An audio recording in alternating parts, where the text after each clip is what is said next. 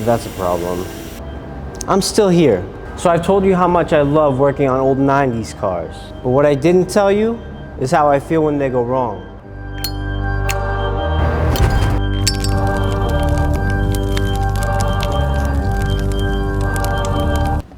I'm John Quay. Welcome back. It's been a while. Life has been rather hectic for me lately. I don't have a production crew. I don't have a garage. This is the love-hate situation. So I changed the front end of this car to the older backdated front end, strictly because I like the boxier look of it. And the condition of the parts that I've swapped for are in rough shape. If you go on auction sites like Bring a Trailer regularly, you'll see cars selling for the big bucks. Usually those sought after cars with low miles and all original paint.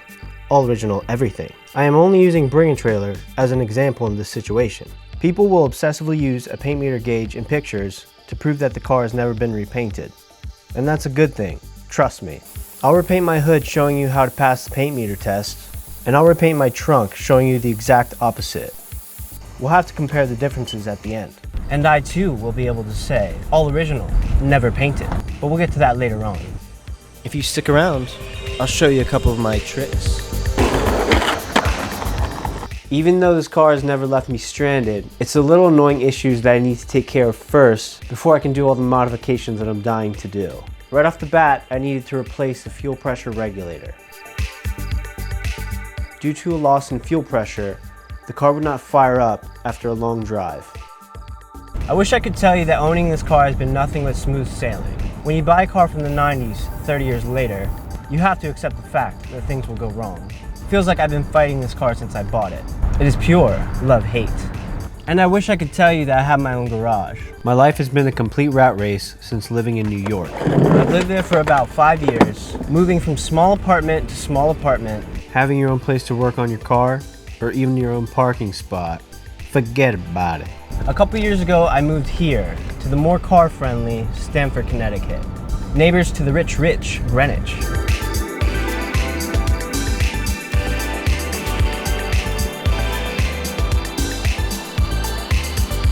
I found a one-bedroom apartment with a garage attached underneath. At the time, the garage was being rented out still. My landlord had promised that I was next in line to get the garage. All of a sudden, my apartment building switched landlords. And this new landlord decided that the garage was now first come, first serve. And with me at work, painting,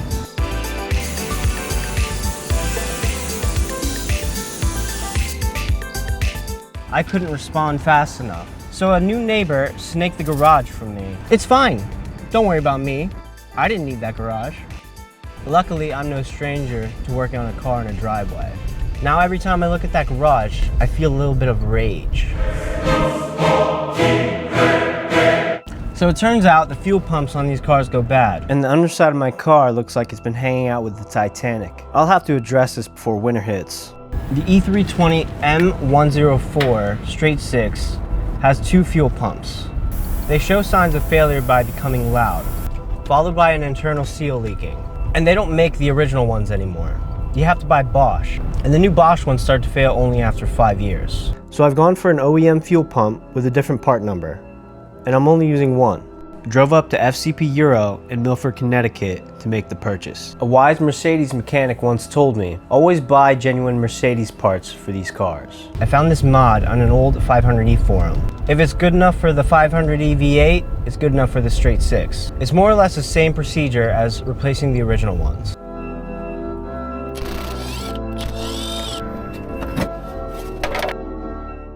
I thought it was a good idea to tape up the teeth on my vice pliers. With the car being over 30 years old and everything being so brittle, I was worried of puncturing the hose. And I thought it was a great idea. Within seconds of me removing the hose off the fuel pump, the vice clamp pliers fly off, and I get the good old gasoline shower.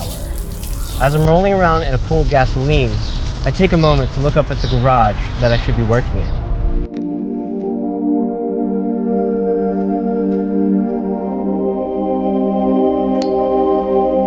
To fuel the fire.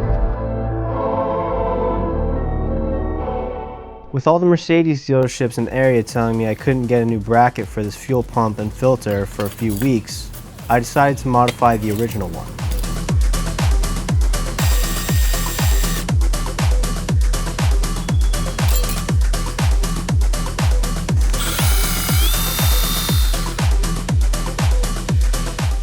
Using a rattle can of epoxy primer to spray the bracket, spray painting random parts is always a good time, but maybe that's just me. Now with a single fuel pump and no hard lines, it's simple, elegant. For me, I love it. As they say in every DIY video out there, installation is reverse disassembly. With the exception of putting both positives and both negatives onto one fuel pump. A sigh of relief when clamping the hose, which I definitely didn't need to tape up. Starting up with no leaks, a silent buzz, and from what I've noticed, no loss in performance. And with that unpleasant job done, on to the next page. One of the biggest turnoffs to a car that's been painted is the possibility of having body filler on the panels. Rather than fixing the damage correctly by replacing the panel, you might have to repair it. Finding new parts for an older car may not always be a possibility. Repairing the metal will almost always require a bit of body filler to smooth it out. Essentially, it's putting plastic on the car and sculpting it to shape. A repaired panel with too much can result in cracking further down the line. So the first step to achieving an original, never painted, paint job is to remove the dents without doing any body work.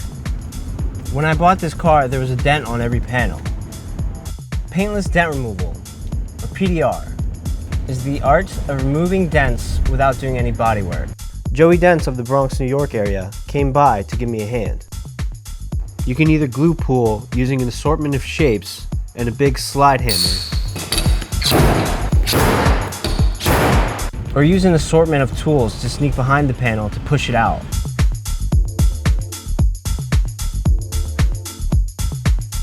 Dents will stretch out the metal, so after using either method, you have to shrink the metal by tapping the area of the dent from the outside in using a special tool that looks like a plastic pencil, and in this case, hammers modified with tape.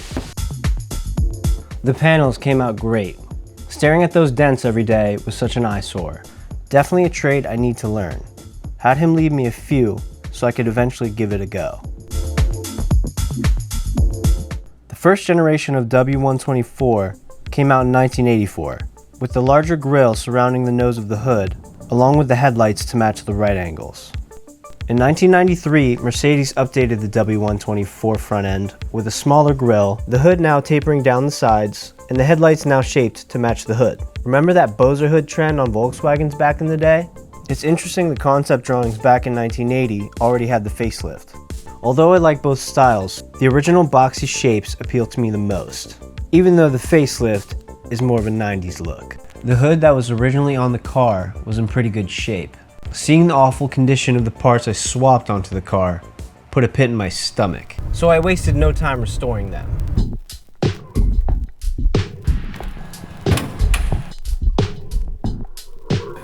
I'll deal with the headlights and the grille another episode, another chapter. Doing the job myself, I left the hood attached with 2 bolts so I could pivot forward and paint underneath to the seam lines. Seeing a fade or tape line is a dead giveaway that the panel has been repainted. It looks like the clear coat was pitting and started cracking. No matter what you are prepping, a clean surface is key. A dirty surface will give you issues while sanding. The night before, I stayed late at work to paint the inner chassis of that roof BTR build in Irish green.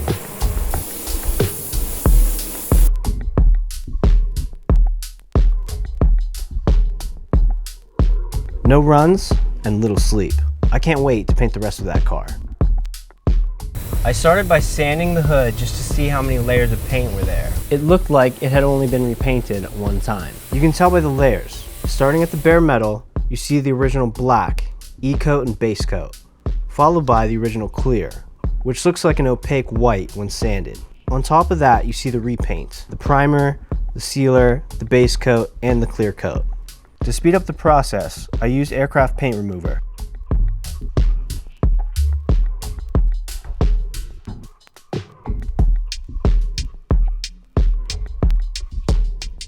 And I covered it in plastic to trap the chemicals. Waiting for that to work its magic, I start prepping the trunk.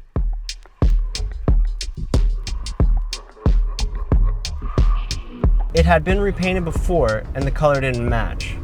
You'd be surprised how many different shades of black there are. Once again, using a solvent degreaser to clean the surface. 600 grit to sand. I want to replace this trunk with a European one, which may take a while to find, so I'm not wasting too much time on this one. For bring a trailer? No good. It's always best to paint panels off the car, but here's another solution to the solo mission.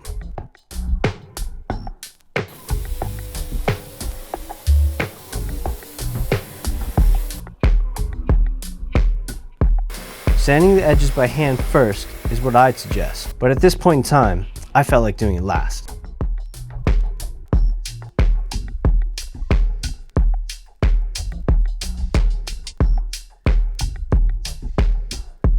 Would you look at that?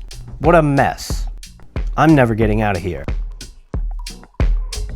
Losing awareness of space and time from lack of sleep, I thought this blob would get up and walk away. It felt like I've been working on this forever. Completely stripping the paint required me to do the process a few times. Finally completely stripped, I sand the entire hood with 180, 220, and finishing in 320. Hours later, it's finally time to get the car in the booth. These projects of mine always take hours longer than intended. And once again, cleaning the surface. Contamination is the enemy to paint. Honestly, this bare metal gloss is quite the look.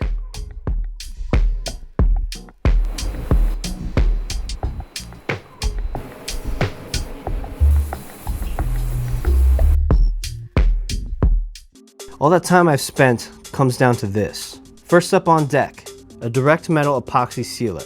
Every step is the most important step. This layer bonds directly to the metal. Good habits go far in this trade. Gotta make sure that lid is secure, the Iwata W400 to lay it down. OCD cleaning once again. To determine the next step is to find out what type of metal this is using a magnet. These are essentially etch primer and a wipe for steel. It prevents any corrosion like the hood had before. The tack rag, a sticky cloth to wipe any dust away, far, far away. Mask up. Anti-static gun. Any static causing dirt to cling onto the panel can ruin my day real quick. I spray a test panel with every job.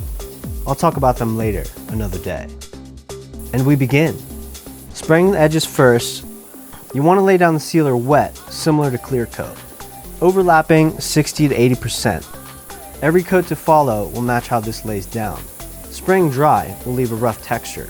No good. Always following the wet edge. In this case, I'm going for the all original, never painted, orange peel.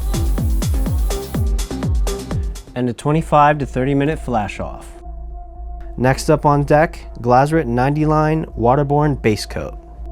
Weird stuff happens when pouring the color into the binder. Mercedes 040 solid black. You have to mix the base coat and binder before adding reducer. If you don't, it can actually change the color, depending on what color you have. It makes no sense. Chemistry. And good habits. Weapon of choice, the Sada 5500 HVLP 1.3 phaser, a Porsche design. They removed a section out of the handle and charged more for it. Time's up, ready to spray.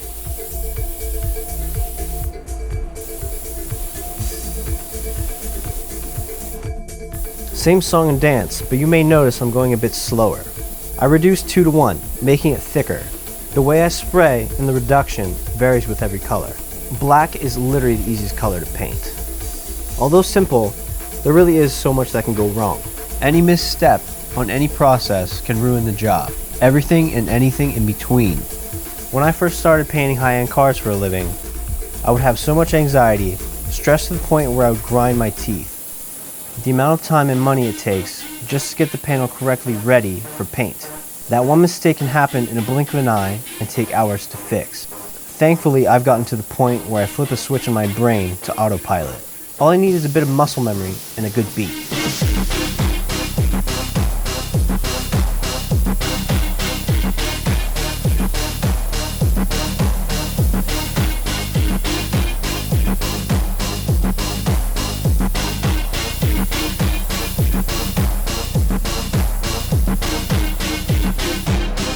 10-minute flash off with increased air pressure and temperature. Coat number 2. While in autopilot, my mind tends to race through thoughts. Why do I do any of this? Do I regret selling my 997? I'm going to be a father soon. I think I want to move back to a small town. What will I do for a job? Will I ever get a garage?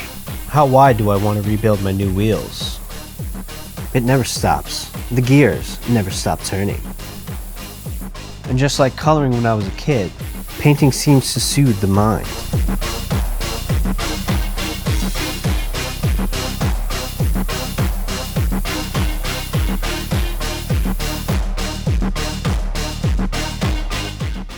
Glazeret 255. There are several types of clear coat.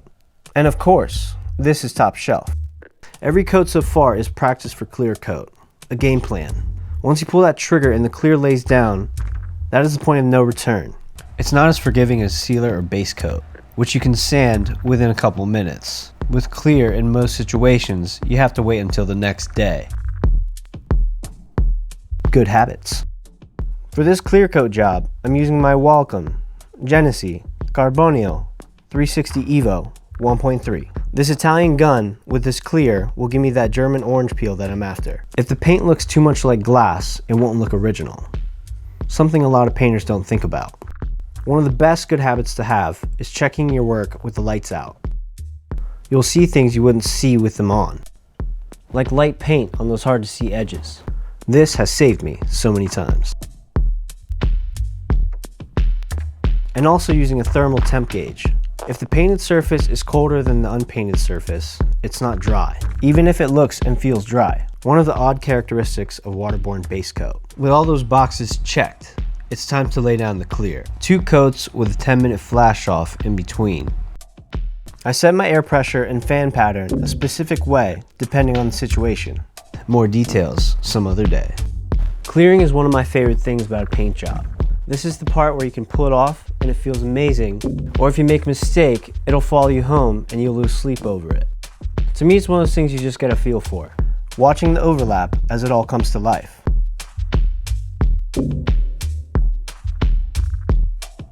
Chalance.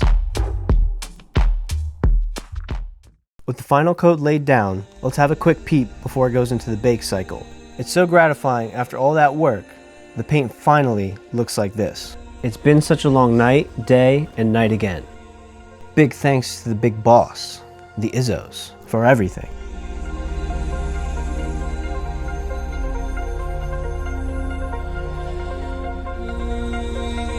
And with the job finally done, lights out, bake. 145 degrees for 30 minutes. After the car was done baking, I slapped on the parts I needed to drive home. Not ideal, but in this situation, I needed to get out of there. A few nights later, I whip out Bring Trailer's best friend, the paint meter gauge. This small card of steel is used to zero it out. Let's see what we got. Measuring every panel aside from what I've painted, averaging out at 3 to 4 mils. Now all of this paint meter nonsense is irrelevant to me, since I'll be molding 500 E-fenders to the car. But let's compare the differences anyway. Let's start with the trunk. And that's a lot. That's what happens when something's painted over and over again. Who knows what's under all that paint? And now for the hood. We're looking for around 3.5 mils. And yes, all original, never painted. The love-hate comes full circle when things start coming together. I've got a long way to go yet. I still haven't even put the washer jets back on the hood. But the next time you see me at Cars and Coffee, I'll whip out the paint meter and tell every single person I bought this car with low miles, clean Carfax, all original, never painted. So, no one likes that guy. Thanks for watching.